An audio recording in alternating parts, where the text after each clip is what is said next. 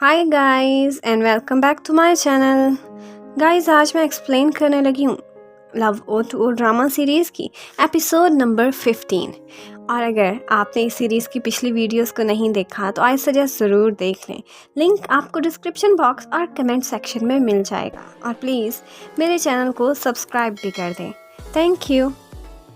तो गाइस ये episode start होती है फिल्म एनालिसिस की क्लास से और हमेशा की तरह अर्शी आज फिर लेट होती है और वो चोरी छुपे सीट में जाकर बैठने की कोशिश करती है, लेकिन अब की बारी काओ उसे लिफ्ट नहीं कराता क्योंकि वेवे की तरफ से उसे कोई होप जो नहीं बची थी। तो अर्शी और उसकी लड़ाई स्टार्ट हो जाती है। प्रोफेसर को इस दफ़ा उन पर गुस्सा आ जाता है और वो उनको एक पनिशमेंट देता है कि अब की दफ़ा ग्रेजुएशन सेरेमनी की डॉक्यूमेंट्री फिल्म वो दोनों मिलकर बनाएंगे। और सारी क्लास ये सुनकर उनके लिए क्लैपिंग करती है और उनका मूड और भी ख़राब हो जाता है। फिर क्लास के बाद वो दोनों मिलकर इधर उधर से क्लिप्स शूट करने में लगे होते हैं और ऑफ कोर्स बात बे बात लड़ते भी बहुत हैं। हमारे सेकंड कपल बहुत ही सुपर क्यूट है। काओ कैमरा फ्रेम सेट करना चाहता था, लेकिन अर्शी कहती है कि मैं सामने नहीं आऊँगी, तुम मेरी फ़ोटो बना लो। तो काओ कहता है कि चलो तुम कैमरे की तरफ बैक करके खड़ी हो जाओ, बस मुझे फ्रेम सेट करने दो। फिर जब वो फ्रेम सेट करता है तो फर्स्ट टाइम काओ को अर्शी को देखकर कुछ कुछ होने लगता है। उधर हमारा फेवरेट कपल हाथ पकड़े इकट्ठे लाइब्रेरी स्टडीज़ के लिए जा रहे होते हैं। लाइब्रेरी में श्याओ बहुत प्यार से वेवे के लिए खुद कुछ बुक्स पिक करता है और उसे समर ब्रेक में स्टडी करने को सजेस्ट करता है और ये भी कहता है कि परेशान ना हो, मुश्किल हुई तो मैं तुम्हारी हेल्प भी करूँगा। श्याओ बहुत ही अच्छा बॉयफ्रेंड कम ट्यूटर है। उसी लाइब्रेरी के बाहर काओ अपनी डॉक्यूमेंट्री के लिए कुछ स्टूडेंट्स से इंटरव्यू ले रहा था। इतने में अर्शी वेवे और श्याओ को वहाँ से बाहर आते हुए देख लेती है तो उनको इशारा करके बुलाने लगती है। ये देखकर काओ सब कुछ पैकअप करने लगता है।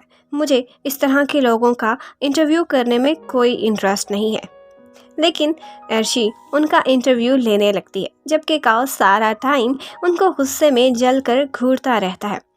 अर्शी उनको इनकरेज करती है कि अपना रिलेशनशिप भी शो ऑफ करें, लेकिन ये बात बेचारे काओ के ज़ख्मों पर नमक बनकर गिरने लगती है। इवन के वो उसका कैमरा छीनता है और उसके बगैर ही वहाँ से निकल जाता है। और ये सब देखकर श्याओ वेवे को छेड़ता है कि हाँ तुम्हें तो बचपन से ही पता नहीं कितने लोग कन्फेस कर चुके हैं। और जवाब में वेवे कहती है और हाँ तुम्हें तो गर्ल्स सिर्फ और सिर्फ फ्लायर्स दिया करती है ना, कोई लव लेटर नहीं। फिर वो दोनों हंसने लगते हैं। उधर अर्शी और काओ जब डिनर कर रहे होते हैं तो तब भी बातों को लेकर बार बार लड़ते रहते हैं। काओ वेवे का क्लिप डिलीट करना चाहता था, जो कि अर्शी नहीं मान रही थी और इसी छीना झपटी में उनका कैमरा सूप में गिर जाता है। अब उसके पैसे भी इन दोनों को भरने पड़ेंगे। अब जबकि एग्ज़ाम्स ख़त्म हो गए थे और अर्शी को उस कैमरे के पैसों की फ़िक्र थी जो कि टूट गया था, फिर उसे इंटर्नशिप का ख्याल आता है कि इन छुट्टियों में वो ज़ेनजी कंपनी में इंटर्नशिप करके कुछ पैसे तो कमा ही लेगी। इतने में वे लिंग से उसका फ़ोन मांगती है क्योंकि उसने श्याओ को कोई मैसेज करना था, लेकिन लिंग उसे ये कहकर तंग करने लगती है कि ये क्या, श्याओ ने अभी तक तुम्हें नया फ़ोन ही नहीं लेकर दिया। लेकिन वे को तो ये सब बातें बिल्कुल फजूल लगती थीं। फिर दिखाते हैं कि अब वे और श्याओ ने अपनी टीम के साथ डिनर पर जाना है। मुजाता सजेस्ट करता है कि उसे एक बहुत ही अच्छे रेस्टोरेंट का पता है और फिर दिखाते हैं कि वो लोग एक छोटे से रेस्टोरेंट के बाहर टेबल पर बैठे हुए हैं, लेकिन मुजाता का कहना था कि यहाँ का खाना बहुत अच्छा है। और फिर हमें पता चलता है कि एक्चुअली वो कैफ़ेटेरिया वाला हैंडसम शेफ़ यहाँ पर काम करता था। वो शेफ़ मुजाता से हमेशा की तरह कोल्ड ही बिहेवियर रखता है, रिज़र्व सा, लेकिन साथ ही साथ उसे ये भी कह जाता है कि तुम अगली दफ़ा अकेले ही आना। अरे ये क्या हो रहा है। उधर फिर डिनर के बीच मंकी विवे को कहता है कि श्याओ का अच्छे से ख्याल रखना, तुम इसकी फर्स्ट गर्लफ्रेंड हो। लेकिन विवे को श्याओ के कॉन्फिडेंस से लगता नहीं था कि ये उसका फर्स्ट टाइम है। फिर मुज़ाता भी यही बताता है कि एक दिन पहले जीरान ने शियाओ को कॉल करके ग्रेजुएशन की खुशी में एक डिनर पर इनवाइट किया था। फिर बाकी सब बताने लगते हैं कि आगे से शियाओ ने उसे एक लाइन बोलकर कॉल को झट से काट दिया था। अब वे फर्स्ट ट्राई में ही वो लाइन गेस कर लेती है कि यकीनन इसने कहा होगा कि तुम कौन हो, मैं नहीं जानता किसी जीरान को। और सारे उसके ठीक गेस करने पर हैरान रह जाते हैं। इतने में बातों बातों में वो लोग वेवे को ये भी बताते हैं कि शियाओ स्पाइसी फूड स्टैंड नहीं कर पाता। तो ये सुनकर वेवे को याद आता है कि उसकी फ्रेंड्स के साथ डिनर करते हुए उन लोगों ने सारी ही स्पाइसी फूड ऑर्डर कर दिए थे। तो वो शियाओ को इशारे से पूछती है, तो वो भी कंफर्म करता है कि ऐसा ही है, मैं स्पाइसी नहीं खा पाता। फिर बाद में सारे लोग स्नोकर क्लब जाते हैं और वहाँ बाकी बॉयज़ बताते हैं कि शियाओ स्नोकर बहुत अच्छी खेलता है। मतलब ये क्या यार, कुछ ऐसा है जिसमें शियाओ बेस्ट ना हो। फिर वो लोग वेवे को भी खेलने का कहते हैं, लेकिन उसे खेलना नहीं आता था। तो बहुत ही हार्ट फ्लटरिंग सीन होता है जब शियाओ उसके क्लोज होकर उसे स्नोकर खेलना सिखाता है। वो दोनों बहुत ही प्यारे लगते हैं इकट्ठे। फिर वहाँ से वापसी पर वे को हॉस्टल ड्रॉप करते हुए वो शियाओ को कहती है कि वो उसके लिए इतना कुछ ना करे। स्पाइसी फूड खामोशी से खा लेना, उसके लिए ब्रेकफास्ट और पानी लेकर आना, ये सब तुम्हें सूट नहीं करता। तो शियाओ कहता है कि तुम मेरी पहली गर्लफ्रेंड हो, मैं कंफ्यूज ही रहता हूँ, समझ नहीं आता कब क्या करूँ और क्या नहीं। फिर वो दोनों थोड़ी देर खड़े एक दूसरे को देखते ही रह जाते हैं।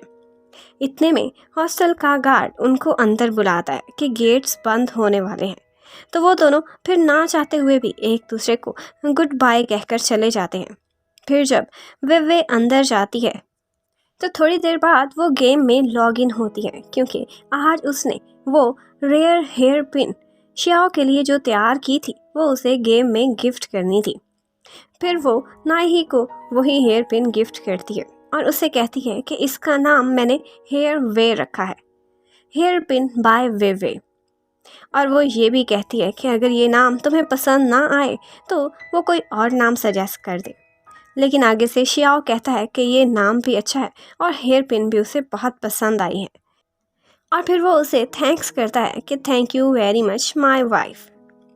फिर शियाओ वेवे के ख्यालों में खोया हुआ खड़ा था कि उसके फ्रेंड्स आ जाते हैं। फिर वो लोग कार्ड्स खेलने लग जाते हैं और ऑफ कोर्स शियाओ यहाँ पे भी सबको हरा देता है।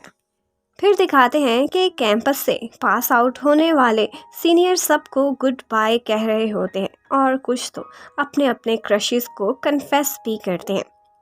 उसी टाइम शियाओ और फ्रेंड्स भी अपनी यूनिवर्सिटी लाइफ को अलविदा कह देते हैं।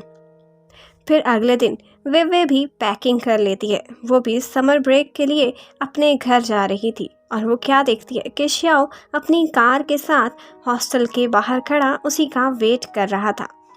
वो उसे सी ऑफ करने के लिए आया था। फिर गाड़ी में बैठे वे शियाओ को अपना कैक्टस देती है कि जब तक मैं छुट्टियों पर हूँ प्लीज़ इसका ख्याल रखना। तो आगे से शियाओ कहता है ताकि तुम मुझे सैड करती जाओ, जब जब इसे देखूं तुम्हारी याद आती रहेगी। फिर जब वो लोग ट्रेन स्टेशन पहुंच जाते हैं तो शियाओ उसे कहता है कि मैं टिकट लेकर आता हूँ। वे भी लगेज के साथ उसके पीछे पीछे आने लगती है। तो शियाओ कहता है वो इतना केयरिंग होता है कि लगेज के साथ तुम थक जाओगी, आराम से यहीं बैठ जाओ माय वाइफ। ये फर्स्ट टाइम था कि उसने रियल लाइफ में उसे अपनी वाइफ कहा था। और यहीं पर ही ड्रामे की एपिसोड नंबर 15 ख़त्म हो जाती है। Thank you for watching, good bye.